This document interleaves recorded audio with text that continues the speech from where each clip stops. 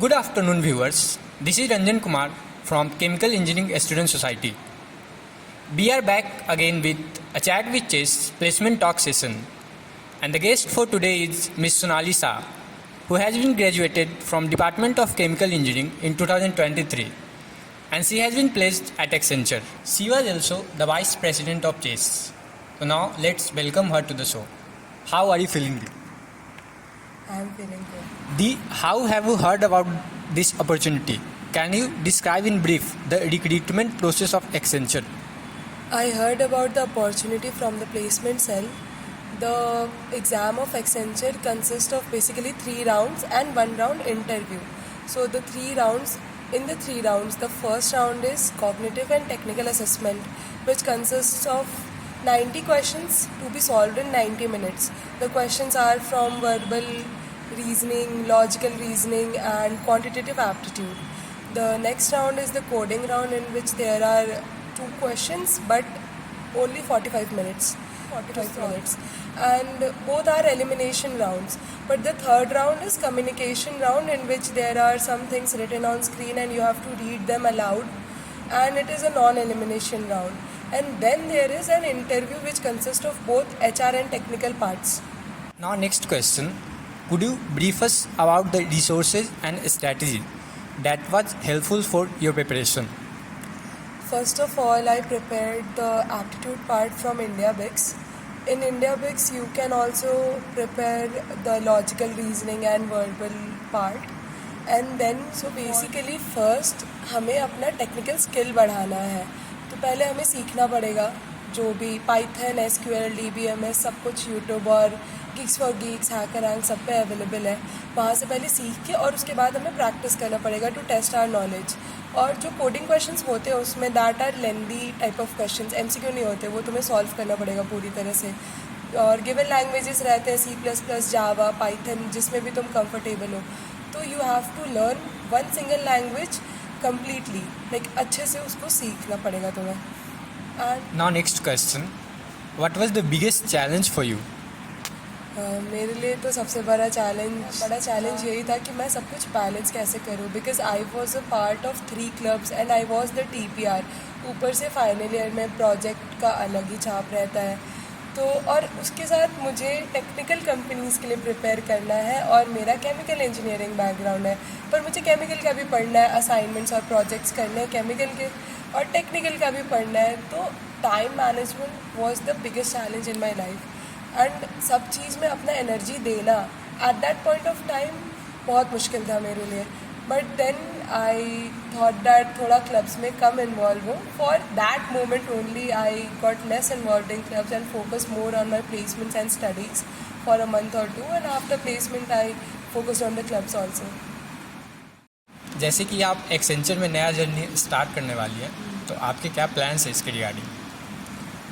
मुझे अभी तक तो यूट्यूब से ही पता चला है कि एक्सेंचर सबसे पहले फंडामेंटल ट्रेनिंग मॉड्यूल्स प्रोवाइड करता है, जिसमें तुम्हारे फंडामेंटल्स दिए रहते हैं जावा, RDBMS से रिलेटेड. तो मैं अभी से ही जावा पढ़ रही हूँ, बिकॉज जावा का मुझे थोड़ा ही नॉलेज है. एंड वो लोग जो मॉड्यूल्स प्रोवाइड करेंगे मैं वो सॉल्व करूँगी. और उसके बाद मुझे जहाँ तक लगता है एक्सेंचर में हमेशा सिखाया जाता है बहुत अच्छे तरीके से, जैसा कि मैंने कोरा और यूट्यूब पे पढ़ा है. और बाकी मैं अपने दोस्तों से पूछते रहती हूँ कि उन लोगों के साथ क्या हो रहा है. कुछ लोगों का जॉइनिंग हो चुका है अभी तक एक्सेंचर में, तो मैं उनसे पता करते रहती हूँ कि हर एक दिन क्या नया हो रहा है उनके साथ या क्या सिखाया जा रहा है. वैसे ही मैं प्रिपेयर कर रही यूट्यूब से और अपने दोस्तों की हेल्प से. Now next question. जैसे कि आप TPR रह चुकी हैं, तो बहुत सारे स्टूडेंट्स का प्रॉब्लम रहता है कि कंपनी CGPA को कैसे देखती है. वो एब्सोल्यूट CGPA देखती है या रिलेटिव देखती है? कंपनीज़ तो बस आती है और अपना क्राइटेरिया दे देती है कि इतना CGPA होना चाहिए. कंपनीज़ पहले डेटाबेस मांग के एनालाइज करके एक CGPA एवरेज नहीं निकाल देती. सारी कंपनीज़ का ज़्यादातर 7.5 वैसे ही रहता है. टेक्निकल कंपनीज़ का, कोर की कंपनीज़ का तो हायर डिमांड रहता है CGPA का. But just to be on safe side, try to maintain your CGPA above 7.5. तो बेसिकली तुम ये सोच के मत खुश हो जाओ कि सबका CGPA कम है, क्योंकि कंपनी एब्सोल्यूट CGPA देखती है. जब हमारे टाइम में एक्सेंचर आया था तब तो CGPA क्राइटेरिया 65% और 6.5 CGPA था. तो वो बहुत कम था, बहुत सारे लोग बैठे थे, इसलिए एक्सेंचर को लेके तुम लोग टेंशन फ्री रह सकते हो, काफ़ी लो ही होता है उसका CGP criteria. The, you were the part of many clubs and societies. How have you managed your studies along with the clubs? तो पहले मैं बता दूं कि मैं कॉलेज में कुछ ज़्यादा ही इन्वॉल्व थी। मैं रेडियो नाइट्रोस में प्रेसिडेंट थी और मैं केमिकल इंजीनियरिंग स्टूडेंट सोसाइटी में वाइस प्रेसिडेंट थी और मैं स्टूडेंट एलुमनाई इंटरैक्शन सेल में ट्रेजरर थी और मैं ट्रेनिंग एंड प्लेसमेंट रिप्रेजेंटेटिव थी। तो मेरी प्लेट में थोड़ा ज़्यादा खाना हो गया था, मतलब तुम देख रहे हो 4 पोजीशन ऑफ रिस्पॉन्सिबिलिटीज़ तो ऑलरेडी थी और उसके साथ पढ़ाई भी करनी है और प्लेसमेंट की भी प्रिपरेशन करनी है, तो मेरे लिए थोड़ा डिफ़िकल्ट हो गया था ये सब चीज़ मैनेज करना। बट देन मैंने प्रायोरिटाइज़ करना शुरू किया, मतलब जैसे मुझे पता है कि मैं टॉपर बन के कुछ कर नहीं लूँगी बिकॉज मुझे सिर्फ प्लेसमेंट क्राइटेरिया के लिए CGP मेंटेन रखना है, वो मेरा था ऑलरेडी मेंटेन। तो मैंने पढ़ाई को उसी हिसाब से किया कि बस मेरा मेंटेन हो जाए क्राइटेरिया, ठीक है। और बाकी क्लब्स में उस टाइम पे और भी लोग होते जिनसे हेल्प लेके काम हो जाता है, सारा काम हमें खुद नहीं करना पड़ता, तो मैंने मैनेज किया। हमेशा मैं बस एक ही चीज़ में बिलीव करती थी कि कॉलेज 4 साल का है and you have to make the most out of it. तो मैं काफ़ी कम सोती थी, जैसे कि देख के पता चल रहा होगा मेरी आंखों से, but this was the thing. मैं हमेशा कुछ ना कुछ करती ही रहती थी, सारे काम करती थी, सोती थी कम, कम सोती थी और पढ़ाई करती थी ज़्यादा। तो ऐसे जैसे तैसे ही मैनेज हुआ है, कुछ परफेक्ट नहीं किया है मैंने। बहुत सारे लोग एक क्लब्स या सोसाइटी को मैनेज नहीं कर पाते हैं अलॉन्ग विद स्टडी, आप इतने सारे को मैनेज कर लेती थी, इसका मोटिवेशन क्या था? मोटिवेशन तो था, मतलब जैसे मैं इतने सारी चीज़ों की पार्ट थी तो ऐसा नहीं था कि मैं परफेक्टली मैनेज कर लेती थी चीज़ें, बहुत सारी चीज़ें मिसमैनेजमेंट भी हो जाता था उसमें। बट द थिंग वाज कि जैसे मैंने इंटरव्यू में जब बताया ना, जब उन्होंने कहा कि इंट्रोड्यूस योरसेल्फ और मैंने जब खुद का इंट्रोडक्शन दिया, जो कॉन्फिडेंट आया है ना तब मुझ में, मतलब जो कॉन्फिडेंस आया है तब मुझ में, बिकॉज मैं दिखा रही हूँ कि मैं इतना कुछ कर रही हूँ और मैं मैनेज कर रही हूँ, इससे मुझे खुद भी कॉन्फिडेंस लेवल मेरा बढ़ता है कि जब मैं इतना कुछ कर सकती हूँ तो और भी कर ही लूँगी मैं, कुछ मेरे लिए हार्ड नहीं है। तो और मुझे इससे बहुत खुशी मिलती थी क्लब्स में काम करके, जूनियर से इंटरैक्ट करके एंड लोगों की हेल्प करके, इसलिए मैं कर लेती थी, नॉट परफेक्टली बट मैनेज हो जाता है इफ़ यू ट्राई। और एक बात ये भी था कि मैं हमेशा सोचती हूँ कि कॉलेज ही है life, like the most exciting part of life. इसके बाद तो 9 to 5 बोरिंग सा जॉब ही करना है, मतलब जॉब भी एक्साइटिंग होता है बट स्टिल कॉलेज जैसा फन नहीं आएगा। तो this is your one chance at life, तो इसलिए तुम जितना ज़्यादा कर सको उतना ज़्यादा बेटर है। अभी सो के क्या ही होगा, मतलब सोना चाहिए, it is good for health, but still तुम्हें जितना ज़्यादा हो सके तुम उतना ज़्यादा करो ना, बिकॉज बाद में तुम्हें लगेगा कि अभी कर लेना चाहिए था, फ़न नहीं किया लाइफ में या एक्सपीरियंस नहीं किया। तो just for the sake of experience do everything you can. Basically the best place to live your life. Yes. Now next question, how do you see Accenture contributing to your professional journey? As you all know that Accenture is a renowned brand in the market, which is the prime reason to pursue a career in this organization. I have researched about Accenture and I got to know that the training period is in Accenture is very thorough.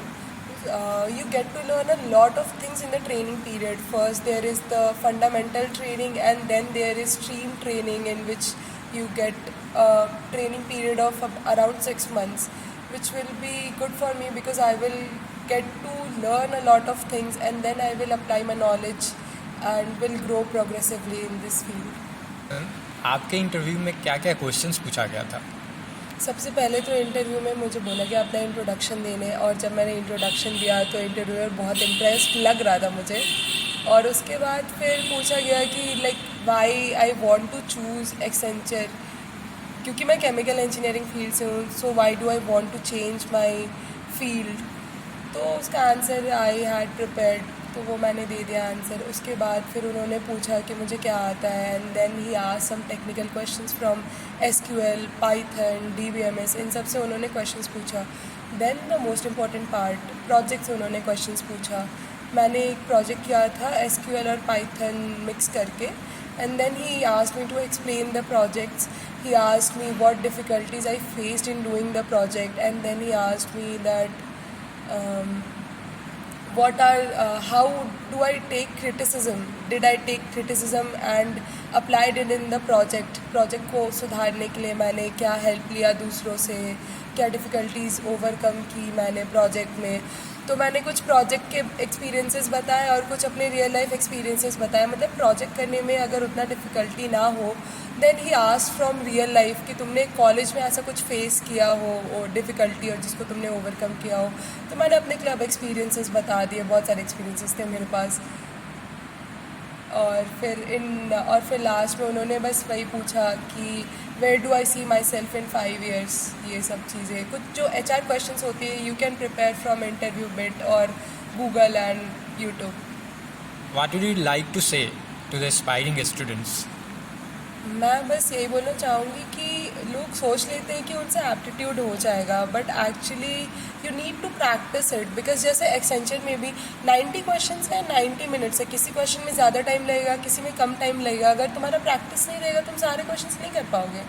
तो you need to practice aptitude कि तुम्हारा speed बढ़ जाए and then improve your skills. Increase and improve your skills. ज़्यादा से ज़्यादा चीज़ें सीखो, अपना टाइम वेस्ट ना करके तुम अपने स्किल्स इम्प्रूव करो. और उसके बाद you need to work on some projects कि जिससे तुम दिखा सको कि हाँ तुमने ये स्किल सीखा है और उसके बाद तुमने इस पर काम किया है. नहीं तो प्रूफ क्या रहेगा कि तुमने सीखा है. लोग तो ऐसे भी CV में लिख ही सकते हैं. And then comes the interview. Interview में तुम अगर अच्छे से कॉन्फिडेंटली बोल पाए, अगर तुमने प्रैक्टिस किया होगा, तुम्हारा इंटरव्यू अच्छा जाएगा और सिलेक्शन हो ही जाएगा. तो the main thing is do everything you can, because अभी है तुम्हारा टाइम. प्लेसमेंट का टाइम इज़ वेरी इंपॉर्टेंट. इस पर अच्छे से फोकस करो, जल्दी प्लेसमेंट ले लो, उसके बाद ऐश ही ऐश है. Thanks for this wonderful session. All the best for your future. We will see you in convocation. I hope so. Thanks for having me. Thank you, Ji. Thanks viewers for watching this video. Subscribe to the channel for more such content. Thank you.